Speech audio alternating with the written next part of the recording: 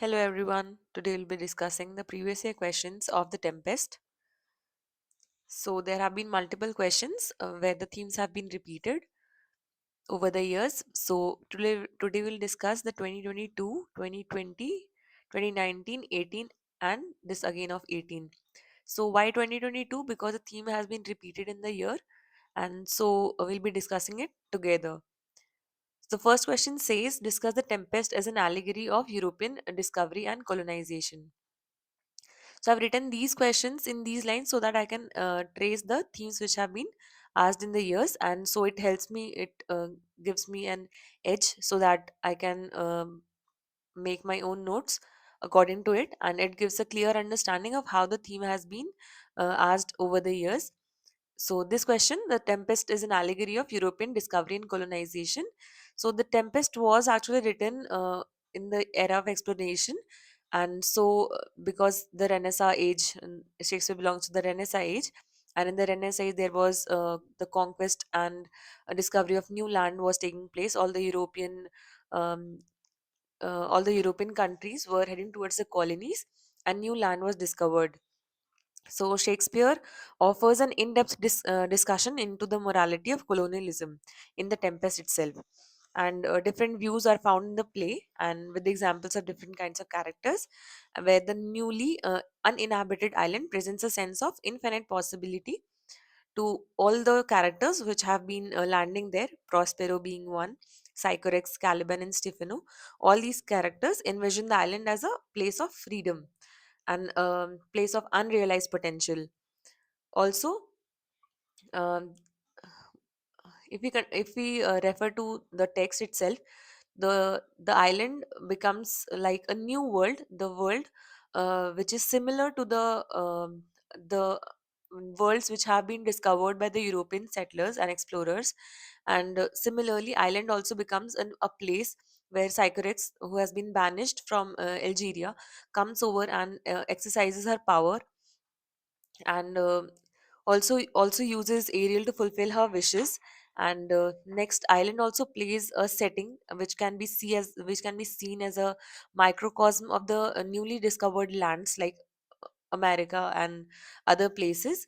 Also, the unexplored territories where the European settlers were going to conquer the places. So the island was also something sort of that, and just like the Europeans who were looking at the new world as a place of unimagined potential. Similarly, Prospero and Sycorax and other Stephanie and Trinculo were also seeing the island and its inhabitants as a place to exploit itself.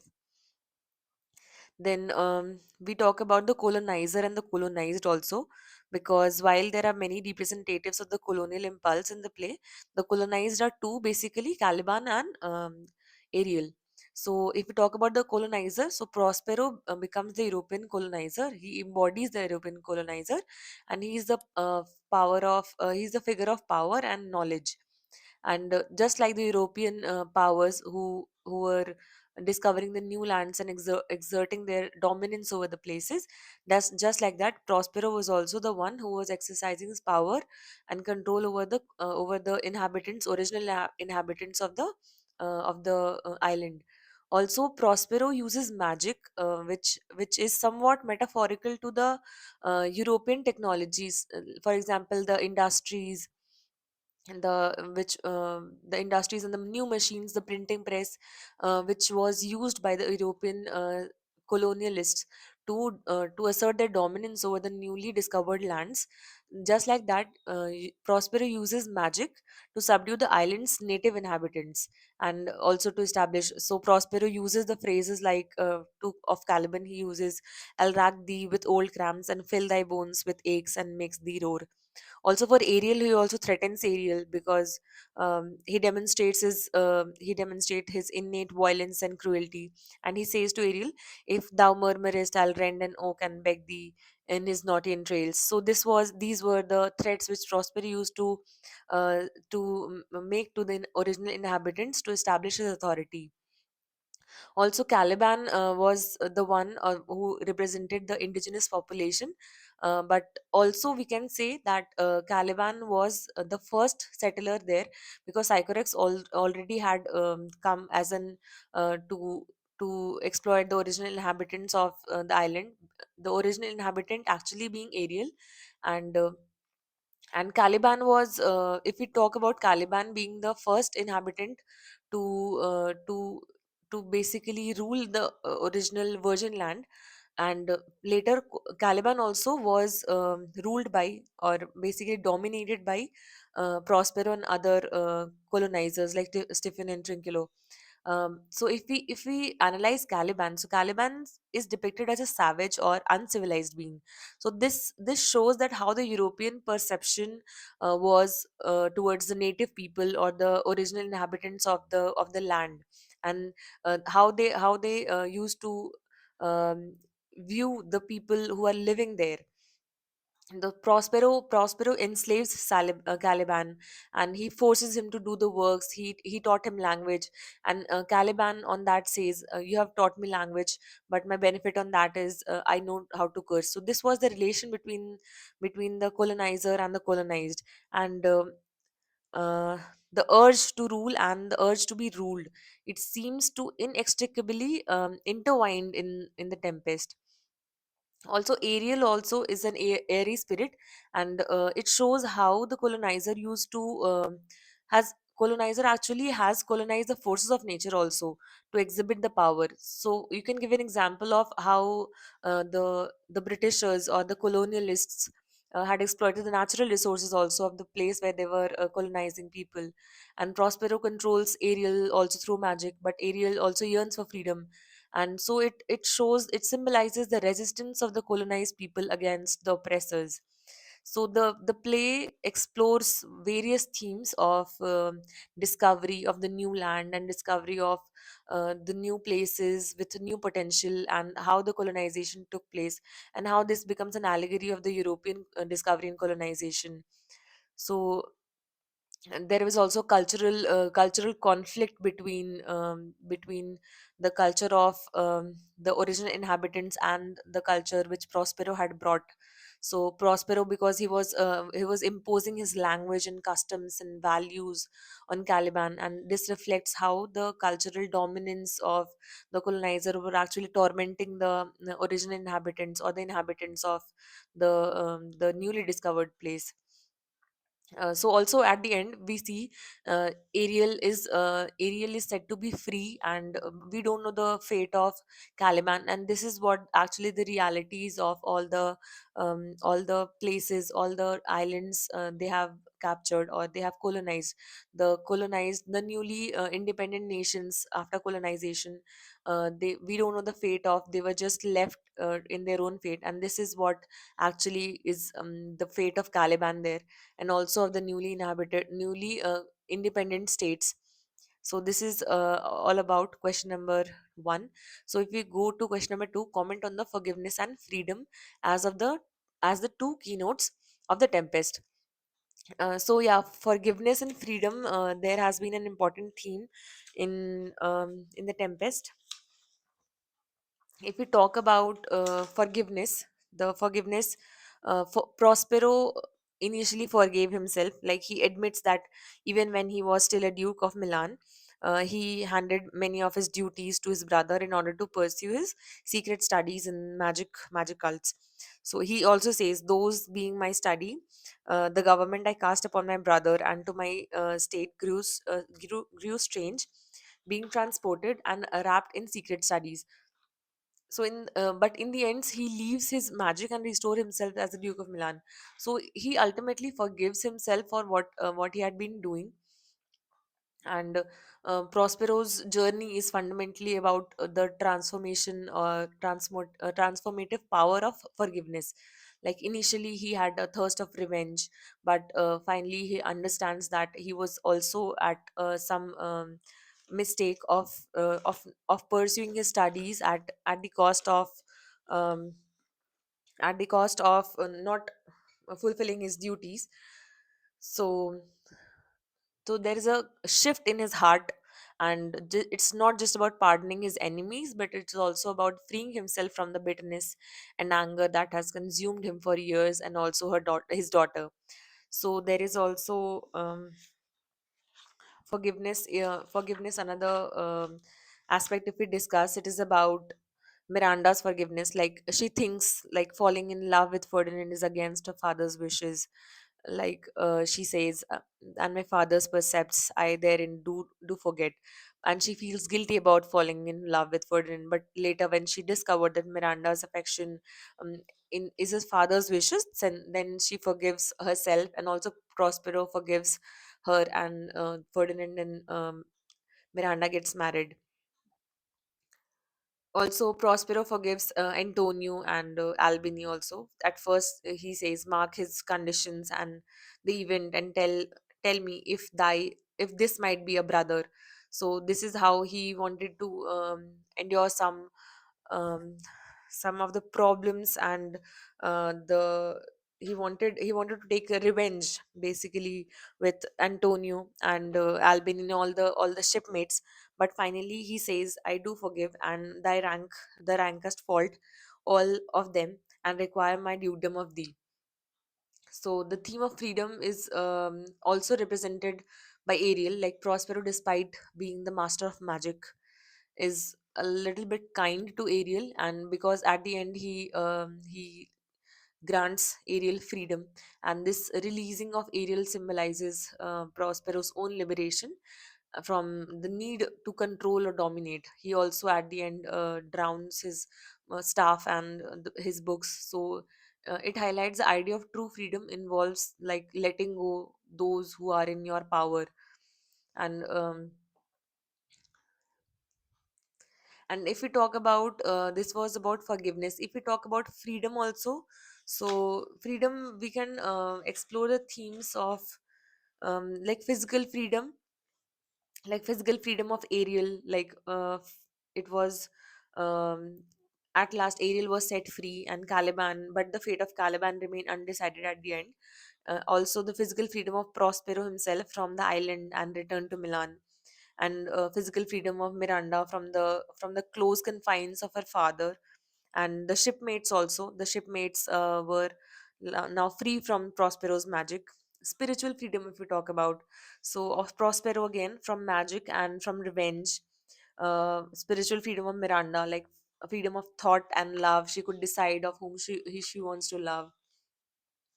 And we can also freedom from the past, like everything was settled in the past, and the new era of rule was now taking place. Prospero's forgiveness of Antonio and Alonso allows him to let go of the injustice done to him, and focus on building a new future. Like, in at the end it happens like all of them are united and they go back. So there are various ideas of freedom of choice also. Like, Prospero chooses to forgive just as he chooses to relinquish his magic also. So these choices demonstrate that true freedom lies in the ability to make moral decisions, and to take the responsibility of one's actions. So this was about question number 2. The next question is, how does post-colonial critiques view Prospero's use of magic and exploitation of Caliban? So again, the use of magic. We have discussed this magic, how magic was used as um, uh, it was somewhat like symbolic to the use of machines and industries and scientific technology by the Europeans. Just like that, magic was used by Prospero for exploitation. So the use of magic, if we can locate where the magic was used and how it was used. So first, the study of magic was to study magic. Basically, Prospero let go his duties, and he says, like, I cast upon the government, I cast upon my brother. Then how he controls Caliban, he punishes him and says, tonight thou shalt have cramps and side stitches, and shall pen thy breath up. Then he also controls Ariel through his magic. Like, he says, I'll rend an oak and peg thee within his naughty entrails. And he also uses magic to control and confuse the other characters. It was like a revenge. So my he says my high charms work, and these mine enemies are all knit up, and their distraction, they are now in my power. So he was exhibiting his power through his magic. So the tempest itself, the name of the play, and the tempest, which was the starting of the play itself, shows how he was using his magic, his knowledge, his power, to exploit uh, his own members, and to also meet his ends. And Ferdinand, he used Ferdinand and Miranda and make them fall in love just to meet his own ends. And he also controlled all the island's sylphs and gnomes, and how he used them. So it shows that Prospero's magic was a metaphor to the colonial power, and exploitation of Caliban also. How Caliban, the original inhabitants, were exploited, just like the Europeans used their technology and advancement to exploit the original inhabitants, or the natural vegetation of the island which they were colonizing. So Prospero's magic was seen as a metaphor for the technological and intellectual superiority that Europeans used to justify their colonization of other lands. And European advancements in navigation and weaponry enabled them to dominate and exploit colonized territories. Also, Prospero's magic is used to impose his culture and values on the island. Like, he teaches, because he says Caliban was uncivilized, and he reflecting the colonial practice of cultural assimilation. He was teaching Caliban language, and this civilizing mission also comes from the cultural imperialism, where the Britishers or the European says white man's burden was the term used. Also, Caliban is the symbol of colonized, like exploitation of Caliban was um, the key where the post-colonial critiques could analyze the tempest, because Caliban is viewed as a rightful owner of the island who is dispossessed by the land and enslaved at Prospero, where cultural imposition by Prospero is seen. Also, the historical experience of indigenous population who were displaced from their ancestral lands by European colonizers also is mirrored through this. Caliban is shown as savage and uncivilized, and he's dehumanized and he's threatened over and over. So he's not treated as somebody who is owning the all the island, or the natural vegetation of the island, but actually he's seen as someone who is not worthy of being the ruler of the island, being the rightful owner of the island. And also Caliban also embodies the spirit of resistance, because his attempts to rebel against Prospero's rule, though ultimately unsuccessful, is seen as a symbolic struggle of the colonized people. But there is also a conflicting view where it says that even though Caliban had this opportunity to betray Prospero and be free, yet he chooses to be colonized again on the hands of Stefano and Trinculo. So it is somewhat a very complex understanding of what is the colonial mindset and also the mindset of the colonized people. So also Prospero's control of knowledge and language is also another tool of domination, we can say. And the post colonial critiques challenge the Eurocentric perspective here, because it shows that how Prospero thinks that he's the one who has all the knowledge and power, and how he can actually dominate over the other inhabitants of the island, basically being Caliban, and Ariel, and the gnomes and the sylphs. So this is how the power dynamics in the Tempest is revealing the Prospero's magic and control over language and culture, and the other aspects of the island. Lets him maintain the dominance over the entire island as a whole. So next, if we talk about analyze the ways in which the trope of the storm is the key to our understanding of the Tempest. So the trope of the storm, the play starts with the trope of the storm. The storm in Shakespeare Tempest is a far more dramatic than a weather event, because it's not just a weather event. It's like the initial foreshadowing of all the things which are going to happen in the matter of few hours, and how things are going to change in the lives of all the people who are there, being Prospero, being Miranda or Ferdinand, and all Alonso and Antonio. All these characters are being at play of the playwright, basically we can say. And how this tempest will lead to a very different kind of progress in the play. So the initial impression of the play is like, it opens with a violent storm, and the audience comes into a world of chaos and uncertainty. And it somehow mirrors the anger and the revenge which was so pent up into Prospero's heart. And it shows how he was how he's taken how he's taking all the betrayal and the pangs of exile when he was there in the island. It also shows that the social hierarchy of disintegration is at play, because the social hierarchy, because the boatswain and the sailors and they challenges the authority of the nobles. So it shows how actually in the island the power dynamics is going to change. And it also shows the fragility of the power in the face of nature's fury. Like it is somewhat showing that in the island the social order or the power dynamics is going to change. So it is foreshadowing all these things. So the tempest also conjured by Prospero's magic. So it also shows that how Prospero is using magic, or the European colonialists use their technological advancements to actually control the natural world and to use it for their own purposes.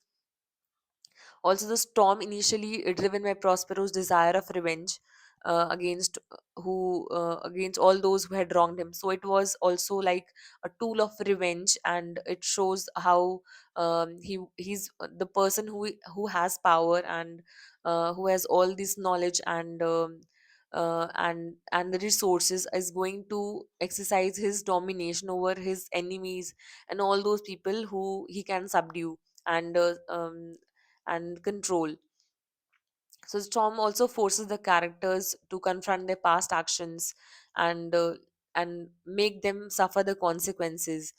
And the storm acts as a catalyst for the internal change of the characters, because at the end it happens that everything goes fine, and Prospero finally forgives everyone, and everything finally goes according to the plan of Prospero.